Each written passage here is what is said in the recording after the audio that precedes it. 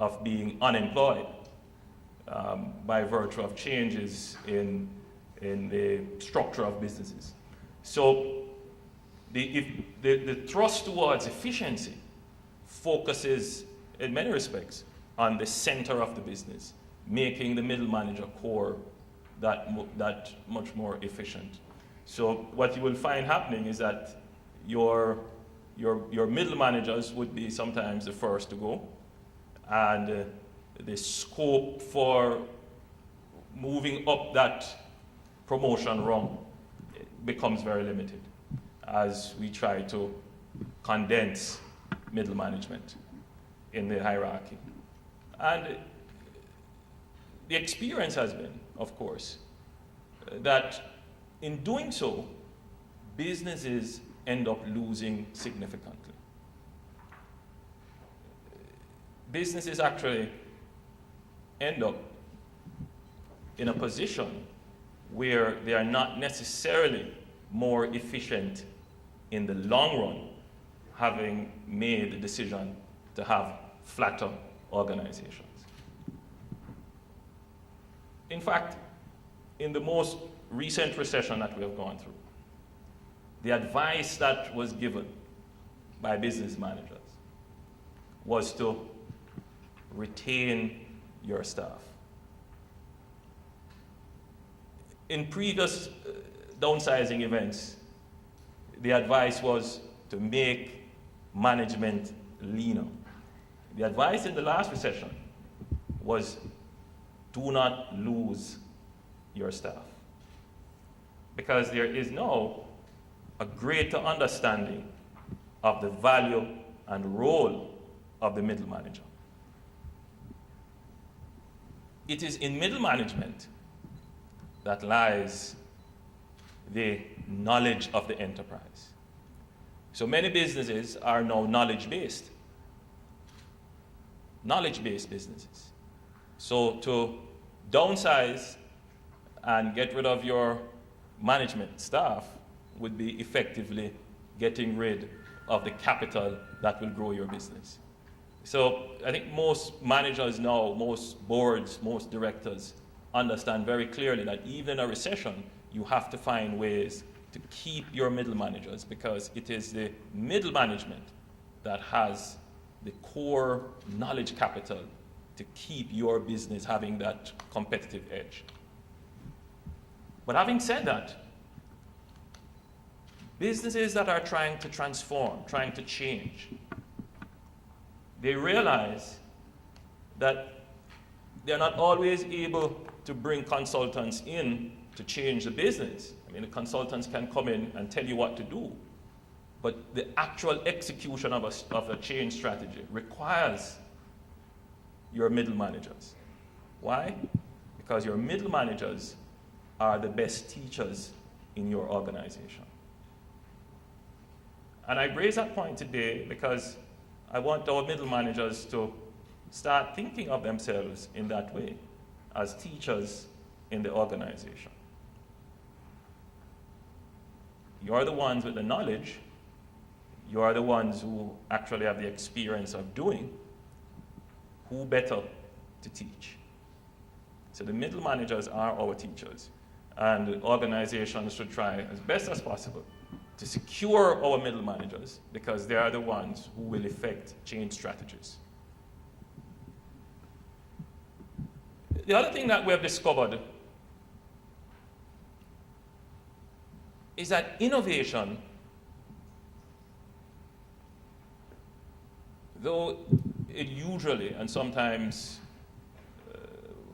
comes from outside the organization, but innovation is more likely to take place in your middle management core. So your middle managers are your entrepreneurs. It's the middle managers who will understand the business process. It's the middle manager who will see the gaps in the process.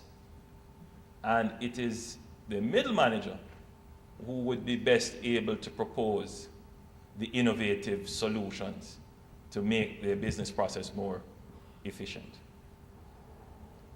So my message to middle managers is, of course, to consider yourselves as entrepreneurs, looking at your business processes, seeing the gaps in the process, and suggesting the best solutions to fill those gaps.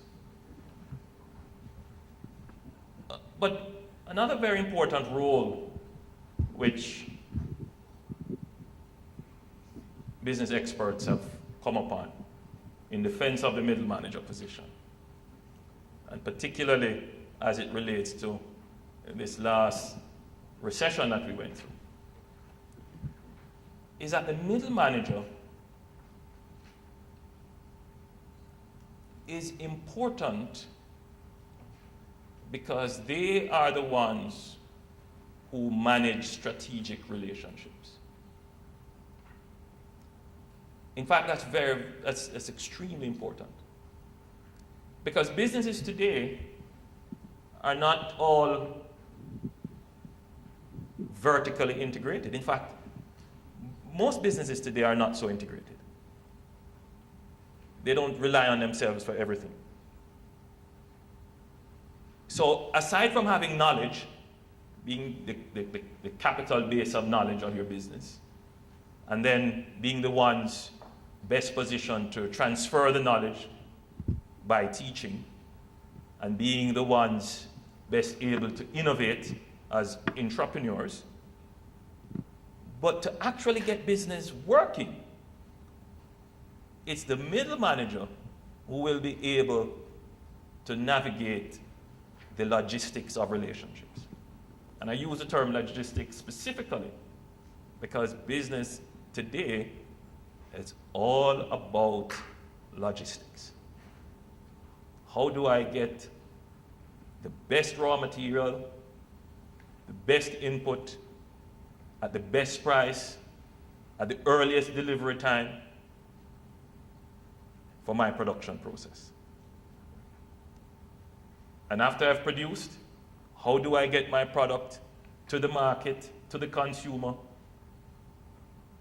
in the quickest fashion, at the most reasonable price? And what does it come down to? How do I get my product in the front row? And oftentimes, there are no rules about getting your product in the front row. It is about the relationships that you have built with your suppliers and your customers. And who are the people that control those relationships? It's the middle managers. So the new thinking in business, of course, is now about the importance of middle management. So even now in discussions about downsizing and right-sizing, business owners and shareholders and directors have to look very carefully at how they make the decision for the internal efficiency of the business versus losing this capital, this human capital that gives the competitive edge in the market. So the focus of my presentation today, therefore, is to say to middle managers, you are important, extremely important to business. But you're only important if you play those three critical roles that I mentioned. If you, as a middle manager, you consider yourself the reservoir of information and knowledge for the business, and you are a teacher, so you are constantly bringing your staff to a new level of understanding by the knowledge that you have. If you're not doing that, then your board, your shareholders will have to consider you as part of the downsizing.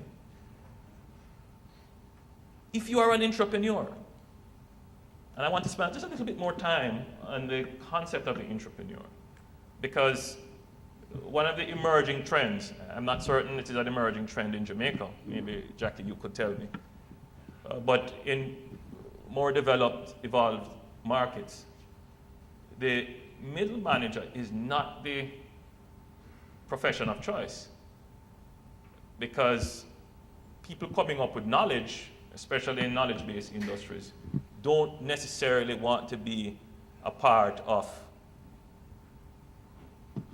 an enterprise. They want to establish their own small business enterprise to get the benefits of their innovation for themselves. 30 years ago, that wasn't the case. 30 years ago, without evolved capital markets and the high cost of investment in new technology, you had to become part of an enterprise such that your innovations could reach the market. In today's world, with evolved capital markets, you simply need to sell shares on the junior stock exchange. I'm just using the Jamaican context. And you have the capital necessary to have your innovations reach market. In today's world, that's the situation in the evolved markets.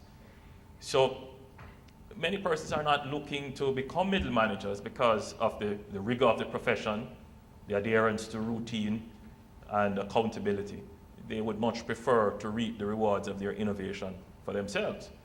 But for those of us who are in the business, who are middle managers, we must realize that we have a vested interest in the organization's success.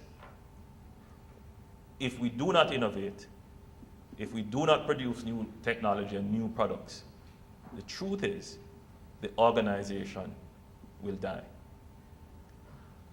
That realization in the Jamaican economic context has not come home to us clearly in any stark way. Many businesses are inefficient and continue to operate in the Jamaican context. But that is changing. It is changing because our markets are more accessible. So if we don't produce efficiently here, people are going to be importing cheaper products to our market. If we don't create new technologies here, people are going to seek it in other markets. If we don't improve our customer service here, there are going to be businesses setting up to deliver far more efficient service. So in the Jamaican landscape, the entrepreneurship of the middle manager is extremely important, and it is evolving to become one of the critical functions in the Jamaican landscape. So I would want to encourage middle managers to start focusing on the entrepreneurship role. That is, looking at your business processes, seeing the gaps, seeing the possibility of new service provision, new products, new innovation, new technology, bringing them to the attention of the leadership of the company, the executives, the board, your executive director, your general manager, and ensuring that these new innovations become part of the business process of the business that you are in. That's critically important. Of course, managing strategic relationships.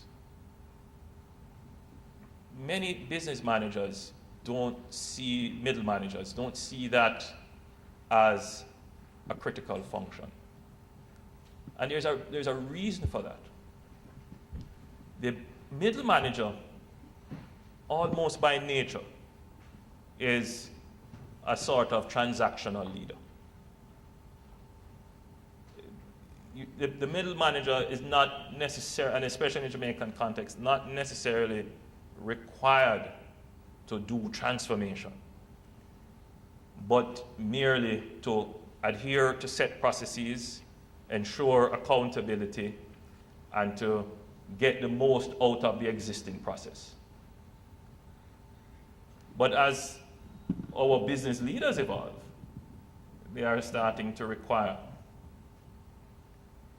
more transformational leadership from their line staff, from their middle managers.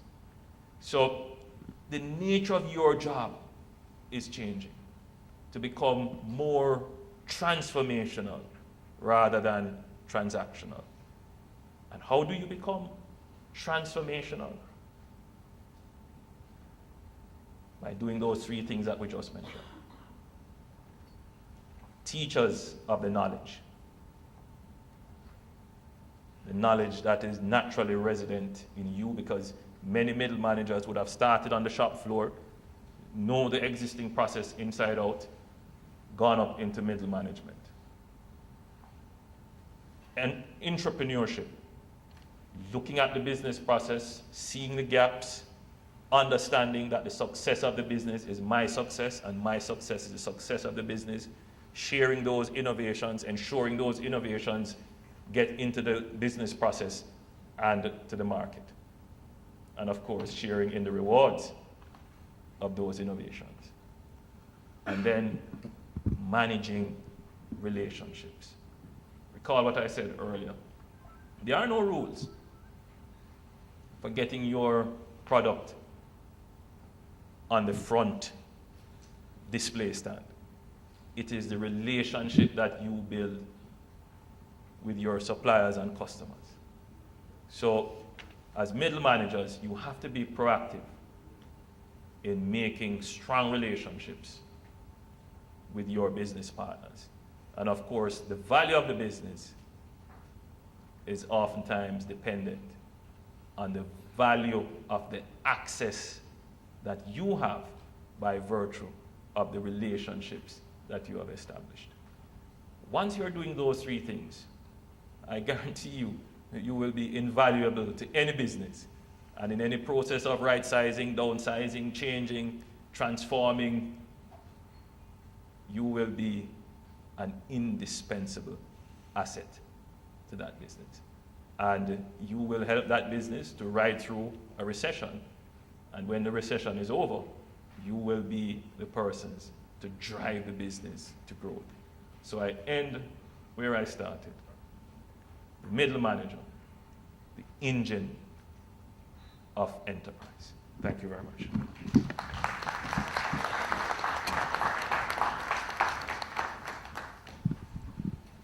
Thank you very much, Minister Holness. A lot to think about, a lot to ponder on the middle manager, the linchpin to enterprise. He speaks about that engine that drives and motivates. Knowledge. Interesting. Thank you, Minister. Thank you. Before I close, I just going to crave indulgence. Minister Charles would like to say a few words to you before he leaves. Minister Charles.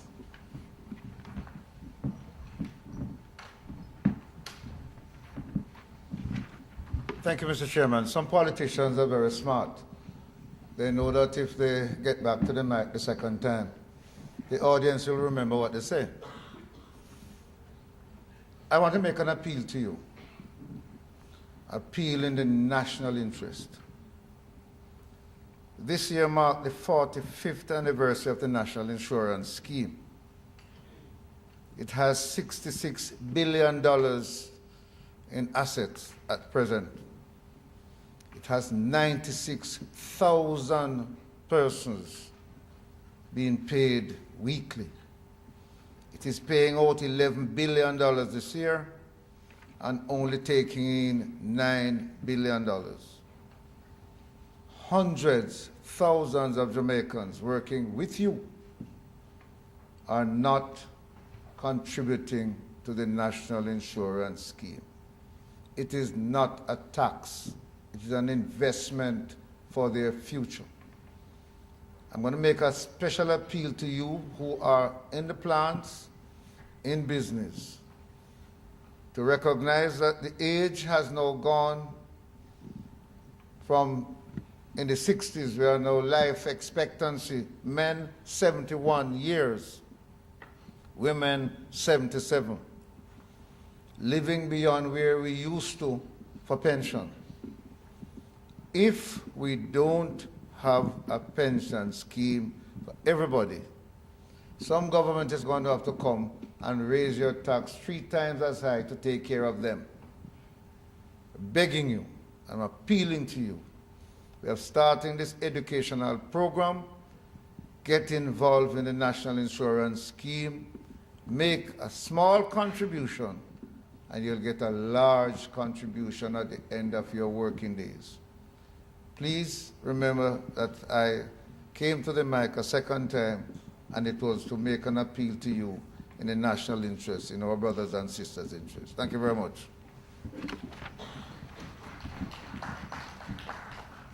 Thank you very much, Minister. The NIS is very important. Now, before I close, I think the minister, both ministers, you have to, on a tight schedule, have to leave now. Well, let me just take this opportunity to welcome and say thank you to Minister Holness and Minister Charles for attending and presenting to us some very, very interesting and very, very mind-provoking concepts. We wish them well, and we're going to say we can say to them that we will actually take what they say and we listen to all these things and we will try to put in practice. Thank you, Minister. Thank you, Minister.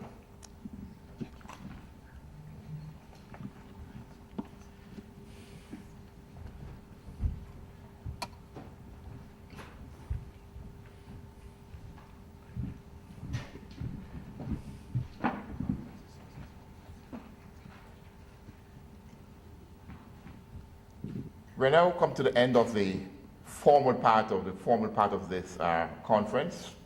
And again, like I said before, thanks to all our presenters who are here, thanks to the ministers who have spoken to us, and thanks, of course, to our sponsors. Rolling right into the meat of the matter, let me take this opportunity to introduce to you our next presenter.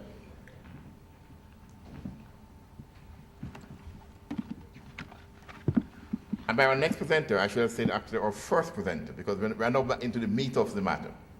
Okay, right.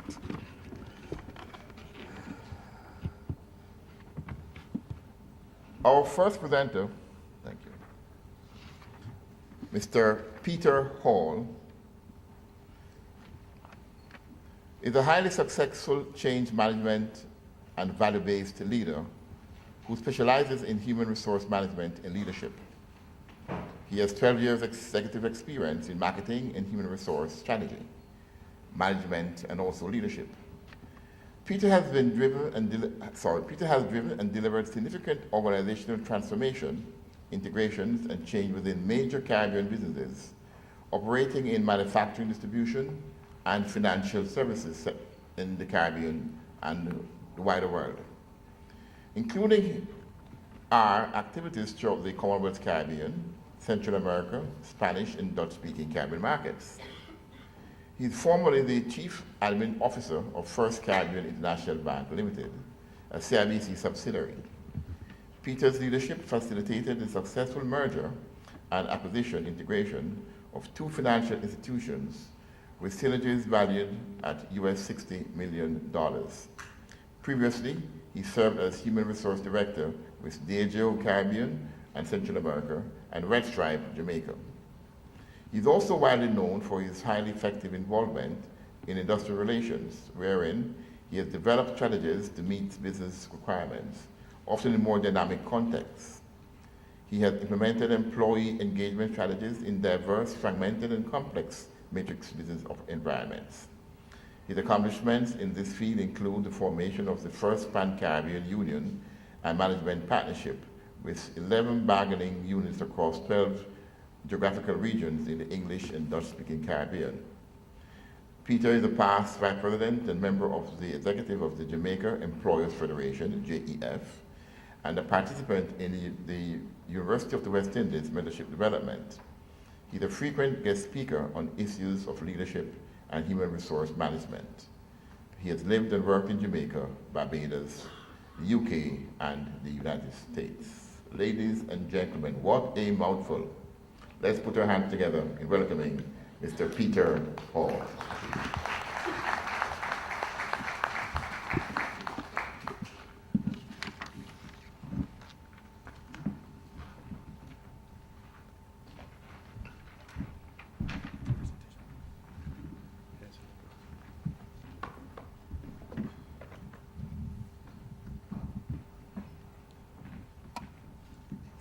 Good morning, everybody. Is that mic having the right effect? Meaning this one? Okay. Thank you for the introduction, everyone. We have a limited amount of time this morning, 1 hour. So I want to start by making a quick appeal to the group.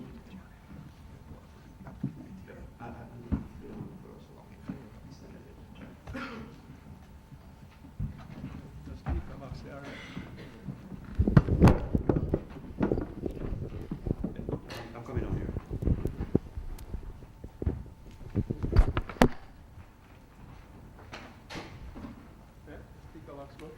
Okay, so morning again, everybody.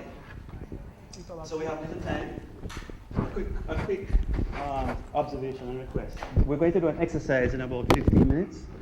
And I'd like these persons here who are sitting on a table by themselves to join this group here with immediate effect, because I want to have groups of 8 on each table, if you don't mind. So we get that out of the way. Second request I have is that this hour is going to be our working session. So we're going to be doing a little bit of listening, a little bit of looking at the slideshow here, but also a lot of work in groups very, very quickly. So it's going to be kind of intense, and everybody will be participating. So nobody is going to be sort of left out of the proceedings. So that's point number 2. And then finally, I need for everybody to listen. At every dimension, at each table, there's a lot of listening going to be going on. So in the next hour, a couple of things. I'm going to share with you a model of middle management, just so we can think about the context for what middle management looks like and what it feels like. And there are many, many different models of middle management across the literature, and I have elected to share one with you, and we're going to go through that very, very quickly on the slideshow. Then I'm going to quickly tap into the experience of this group. This group, many of you are currently working in middle management, have worked in middle management for many, many years, and therefore there's a fair amount of knowledge in the room here. I'm going to spend a few minutes tapping into that knowledge. And then finally, we're going to do an exercise and feedback that exercise to the group. That's the structure of the presentation. I was thinking about the minister's remark about middle managers being the engine of the enterprise. And I was reminded of a joke that somebody gave me, which was that an engineer and a doctor were talking about how come the doctor earned more than the engineer. Because the engineer is saying, I did the same thing like you. I take the engine out of the car, put the engine back in the car, right? And you do the same thing. You're a heart surgeon. You took the heart out of the body and put it back in. So the doctor says, yes, but in my case, the engine is still running when I'm taking out the heart. So I think actually the middle manager's role is closer to the heart than it is to the engine. But anyway, we'll talk about it another time. Okay. So very, very, very quickly, the model that I want to share with you is from a gentleman by the name of Barry Oshry. You can look this up on the web. He has done a huge amount of research about middle management. And that's available on the web, so I want to acknowledge that this is his work, not mine. But it's a very, very clear model about where middle management sits in the scheme of things. And that means not just in terms of an organization, but also in terms of family, in terms of church, in whatever you may be working on.